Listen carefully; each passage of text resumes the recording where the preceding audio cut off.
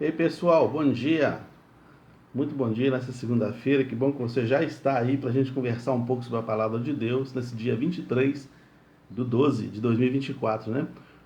Ontem foi um culto muito especial, o culto de Natal, né? Onde nós celebramos o nascimento de Jesus e muito importante essa data para nós, muito importante relembrar essa data, muito importante festejar esse momento tão importante da nossa vida, né?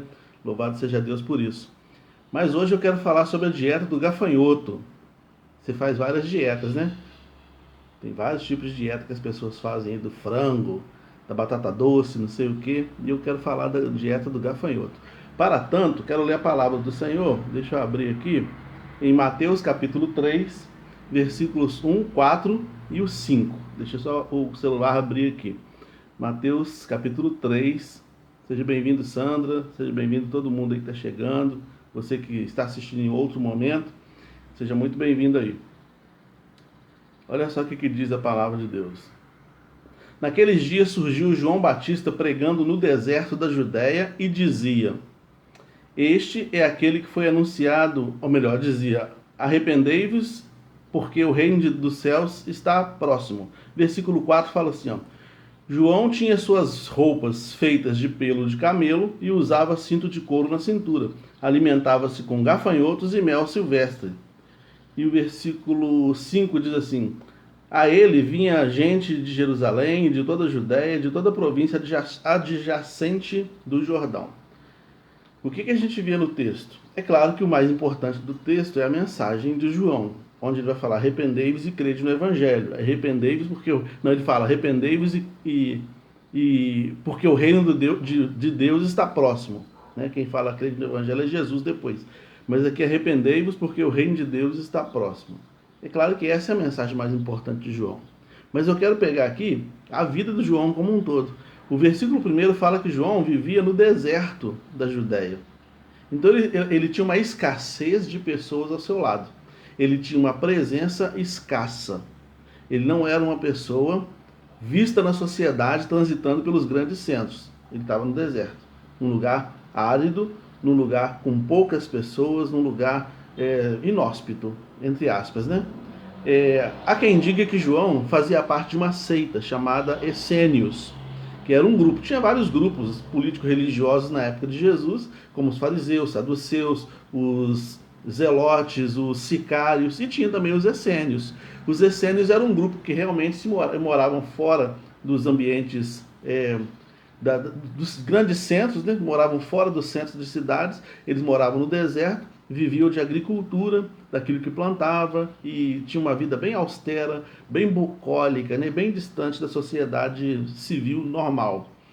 Então, e também praticava o banho da purificação. Então eles tinham leis rígidas de dieta, de vestimenta e também de banhos de purificação. João se encaixa bem nesse perfil aí. Em alguns casos, em muitos casos, eles também eram celibatários, né? Ou seja, não se casavam, porque os essênios eles tinham a expectativa da chegada do mestre da justiça. O Messias que eles aguardavam, eles chamavam de o mestre da justiça.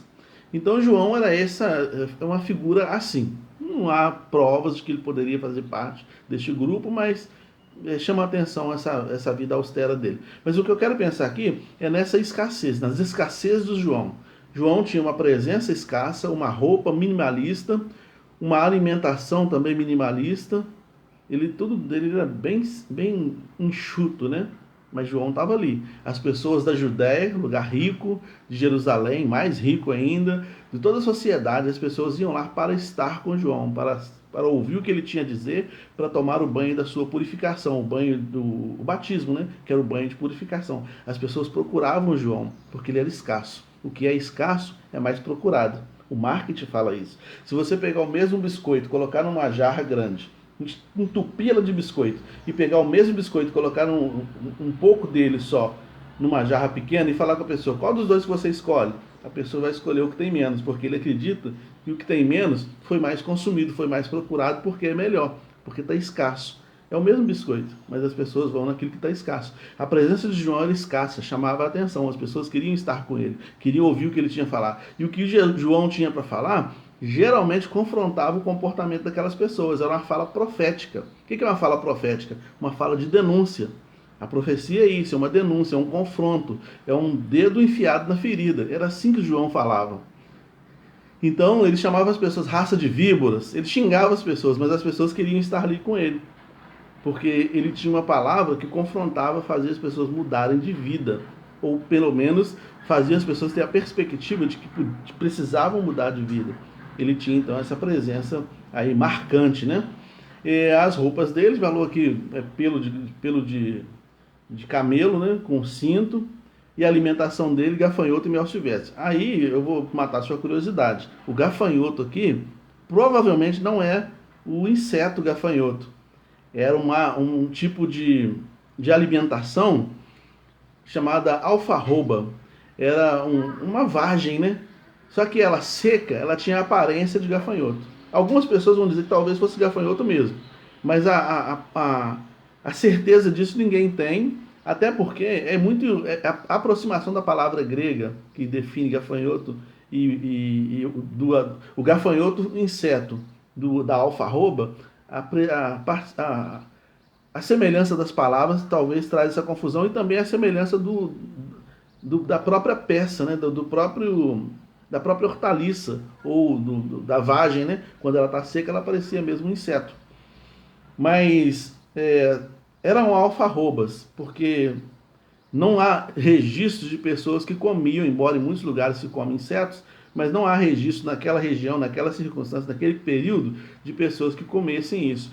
Entretanto, havia sim registros de pessoas que comiam a alfarroba, que era uma fava, né? Um tipo de fava que era muito rico, inclusive, em sais minerais, em minerais de um modo geral, era muito rico, inclusive, tinha muitos nutrientes, era uma alimentação de baixo custo, saborosa e que tinha muitas proteínas, muitos, como é que eu vou dizer, gente?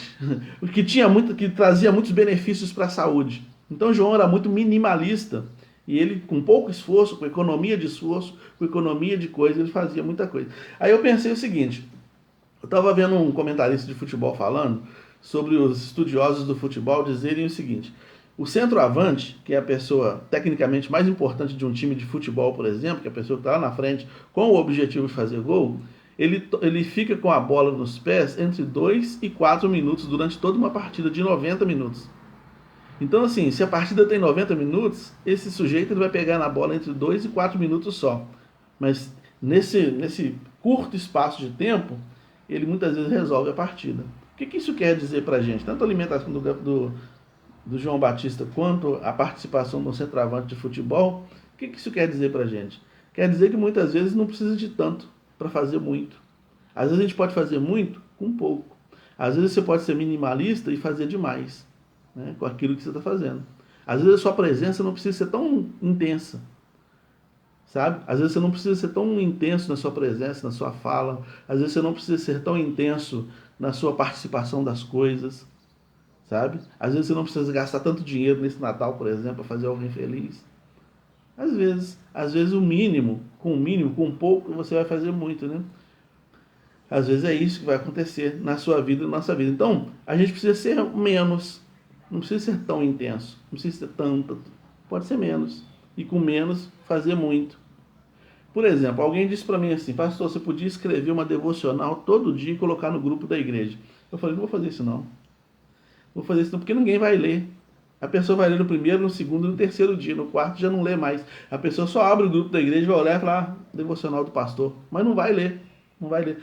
O vídeo, a devocional que eu faço de manhã aqui no vídeo, toda live, a maioria das pessoas não assistem. Não estão nem aí, você coloca e não está nem aí, a pessoa não assiste. Ela não quer ter esse já ficou corriqueiro, já ficou excessivo. Eu vou até dar um tempo das lives, porque já ficou excessivo, sabe? E às vezes precisa ficar escasso para que as pessoas então valorizem. Porque o que acontece? Eu recebo mais feedback de pessoas de fora da igreja, de outras igrejas, do que da pessoa da própria igreja. E a live não é postada em grupos de outras igrejas, a não ser que algumas pessoas postem. Mas a live é postada no grupo da igreja, mas muita gente não assiste. Ficou corriqueiro já ficou. Ah, é a live do pastor. entendeu? E assim também é você. Se você ficar uma pessoa excessivamente presente, as pessoas, é só o fulano. Você sabe disso. Tem pessoas que te mandam mensagem todo dia. E tem pessoas que te mandam podcast todo dia. É mensagem grande, grande, grande. Você não tem paciência para ouvir mais. No primeiro dia você ouviu, no segundo também. No terceiro você vai, mensagem de fulano. Aí você já não dá mais tanta atenção. É por isso que a Bíblia diz, tira o pé da casa do seu vizinho antes que ele se enfade de você. Antes que ele ache que você é uma pessoa chata, um vizinho enjoado, que está sempre na casa dele.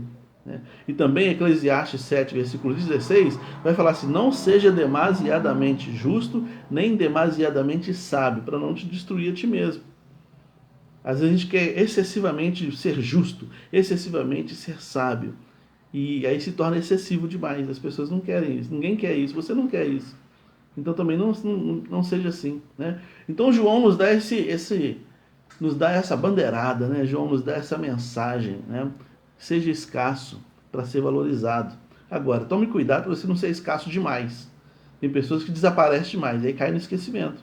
Desaparece mais da vida do marido, do filho, desaparece mais da vida das rodas de amigo, da igreja, desaparece demais. Quero ver se as pessoas vão sentir minha falta. Sente falta no primeiro, no segundo, no terceiro dia, depois larga para lá, porque começa a te achar uma pessoa sem compromisso com aquilo que você assumiu. Né? Então, assim, a gente pode ser dosando isso, né? Dosando. João Batista, ele não deixava de comer. A Bíblia não fala que ele passava fome. Não, ele comia as alfarrobas dele, os gafanhotos, né? As alfarrobas. E isso era o suficiente para dar para ele os nutrientes que ele precisava, mantê-lo de pé, para ele fazer a obra que tinha que fazer. A túnica, a roupa dele, que ele colocava uma roupa rústica, fácil de lavar, fácil de vestir, bem minimalista. Então seja escasso e aumente o seu poder de atração, o seu poder de magnetismo pessoal, aumente o seu poder de opinião. Né? Quem fala demais, o que fala acaba não caindo no descrédito. Mas quem fala de menos, as pessoas querem ouvir. Opa, o fulano está falando, deixa eu ouvir. Ele não fala tanto, deixa eu ouvir aqui. Entende? Então João Batista nos dá essa dica aí dessa dieta do gafanhoto, que é muito salutar para a ética e para a vida comum. Que Deus nos abençoe. Sandro, um grande abraço para você, um grande abraço para todos vocês que estão aí, que o Senhor nos abençoe e nos ajude realmente a compreender a sua palavra. Desculpe aí os atropelos, como eu disse, né? A gente fala ao vivo, então às vezes as palavras não vêm, mas eu espero que o sentido faça sentido para a vida de cada um de nós. Forte abraço, Deus abençoe, até amanhã, se Deus permitir.